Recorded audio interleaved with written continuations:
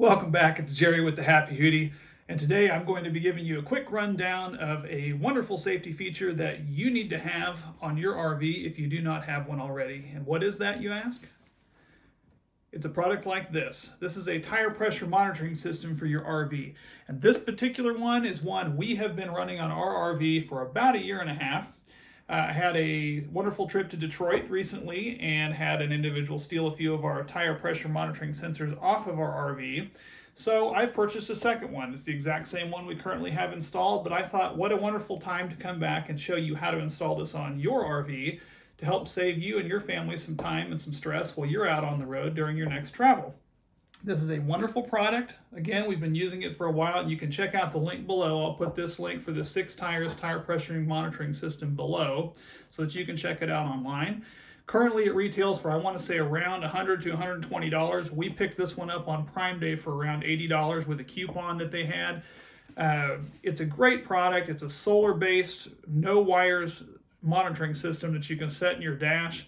It uses 6 sensors for your tires. They also have a 4-tire one, I believe. I'm not sure if they have an 8, but they do have the 6, and that's what we use for our Class A RV, so that's the one I'm going to be reviewing for you today. Very simple install, and it's pretty much a set it and forget it type of a system. If you ever travel or park outside at all, it charges itself using that solar panel, and it certainly makes it a wonderful addition to your RV, especially since it keeps you and your family safe. Let's show you what's in the box. When you first get your product in the mail, it will have a shrink wrap around the outside edge, which you'll have to cut off. And then it has a little sheath that slides over the outside that gives you your information about what the product actually is. And again, the link's down below for this specific one. There are dozens of products out there, so as long as you have one, you'll be safe. But this is the model number for this particular product that we'll be showing you today. Inside the box, you're going to find the user's manual, which is going to explain how to install these or how to rotate tires, how to adjust the settings in the actual unit, and so forth. But we're going to be going over all that today, so you're probably not going to be needing that. It does have an instruction notice on here that tells you to turn on the monitor first before you actually install the actual tire pressure monitoring sensors, or else it tells you there's not going to be anything on the display. So we will have to turn that main unit on first. And it gives you a separate little instruction manual, kind of an afterthought here, of how to actually disassemble the sensors.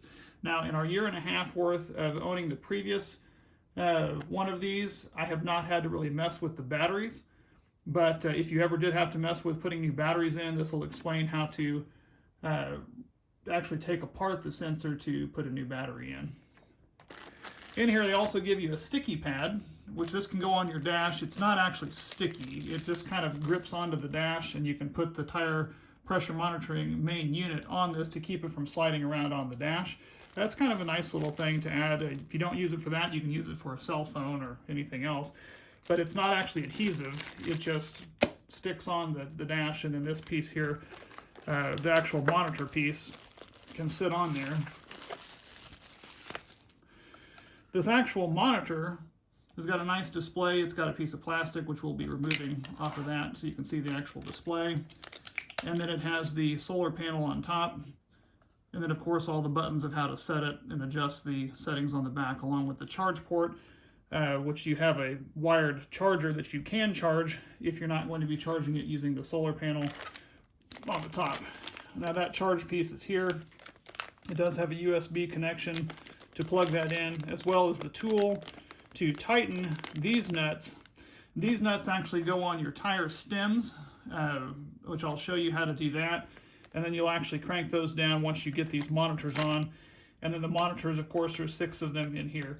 Now, you can use 6 or you can use 4 on this. I bought the 6 one because we're going to be using all 6. But if you have 4 tires, you can just go ahead and use 4 of these, and there's a way to adjust the setting in there for just a 4-tire setup if that is the way that your RV happens to be. Well, let's go outside and show you how to get these things put on. I've got my tire pressure monitoring system here, and I'm next to my RV. First thing we're going to do is turn this on. It should come with a full charge like this one did here. If it didn't have quite a full charge, you can charge it up using the adapter that it came with. But this is probably going to start beeping at me before too long because it's going to sense that there's not any tire sensors on there, which there's not. So let's go ahead and install the first one. Instructions lay it out for us as it's got set up currently here as the default setting as the 1, 2, 3, 4, and 5, and 6 sensors based off of where the tire positions for a 6 tire setup. So right now I am at the driver's side front and going to install sensor number 1. So you're going to locate your tire pressure stem here. This is the driver's side front, and you're going to grab your first little backing nut. This came with some nuts, and we're going to thread that on and just screw that all the way down. Then you're going to take your tire sensor number 1 and we're going to screw that down onto the end of this. Now you're going to have to go relatively quickly so you don't lose too much air. Once that gets completely tight down on there, you will take your tool and you'll go ahead and tighten that backing nut. I know it's hard to see this, but tighten the backing nut down, and it's going to counter into the back of this sensor, and that'll keep it from threading and spinning off as you're driving down the road. As you can see, it now registers the first tire up here is 87 psi. We're going to go ahead and do the rest of them so you don't have to listen to all the beeping. I'm over here on the passenger side front to do number 2, and I've gone ahead and pulled off this little extension piece that is for this valve stem here, just to kind of show you a little closer how this goes on.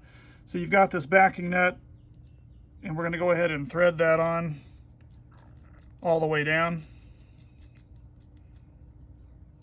And then we're going to take our sensor number 2, which is for this tire, and you're going to push it on. You got to push it on there and turn it and get that cranked down on there by hand. But then this backing nut, you're going to counter thread it backwards, like you're going to take it off, where it butts up and seats against that sensor. And then using this tool, go ahead and tighten it down, pushing it, forcing it back against this, and that'll help keep that from turning off when you're driving down the road. And I'm just going to insert this back into here and just tighten the whole thing back fairly quickly so we don't lose any excess air. There's the little sticky pad thing, like I said, that you just set down on your dash. This thing just kind of sticks to it. And there it is, currently registering all 6 of the tire pressures. But this will monitor the tire pressures as well as the temperatures on the back of this. You have your on and off switch, and you have your set plus and minus button. And if you push this set button, turn around here so you can see it. By pressing that set button, it actually starts taking you through the settings, where you can then adjust your settings, your PSI, your temperature, whether you want it in Celsius or Fahrenheit. I'm pushing the plus button on the back here now to get through these settings here to show you. You can set high pressure and low pressure alarms, so that if for some reason you drop below a certain pressure or above a certain pressure, that it indicates an alarm, and you can set that for the fronts or the rears. You can adjust which tire goes to which location. I've installed them per factory specs, as it says on the instructions, where the 1, 2, 3, 4, 5, and 6, specifically where they're supposed to be. But if you're going to rotate tires for some reason, or you decide to put the sensors in a different location for some reason because you prefer it a different way, here's how you can adjust that. You can also adjust whether you want 6 tires or 4. And that is what you can do on the settings. I do hope you found this review and installation process of the 6 tire pressure monitoring system helpful. If you did, please feel free to like and subscribe. We'd love to have your comments in the section below, and until then, we'll wait to see you next time.